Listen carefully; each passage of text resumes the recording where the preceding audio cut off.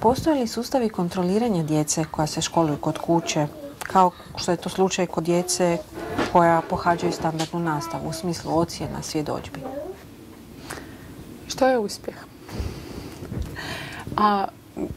U Velikoj Britaniji dobro je to što uspjeh nije definiran vrlo neelastično.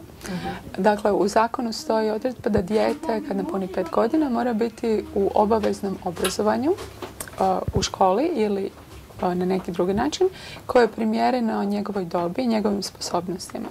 Dakle, uspjeh nekog djeteta određenih sposobnosti i dobi je drugačiji nego možda iste dobi nekog drugog djeteta različitih sposobnosti. I ovisno u čemu je njegov interes. Postoji nekakvo, da tako kažem, ne provjera, nego engleski se to kaže assessment, ali to...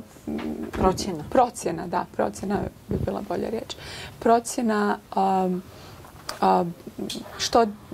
što dijete zna ili kako se snalazi u tom određenom području, međutim ona nije obvezna.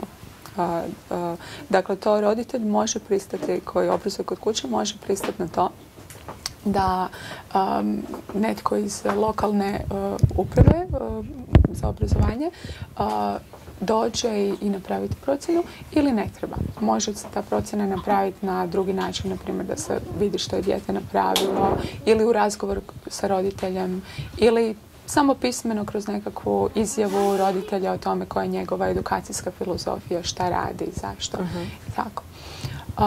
Djeca koje žele, odnosno i roditelji koji žele, mogu pristupiti nekakvom formalnom provjeri znanja u bilo kojem trenutku kao vanjski kandidati unutar neke škole ili nekog centra koji to organizira.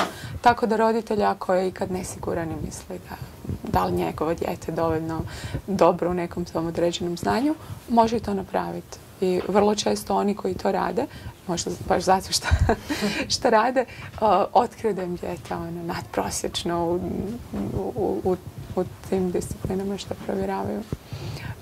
Međutim, to nije obaveza.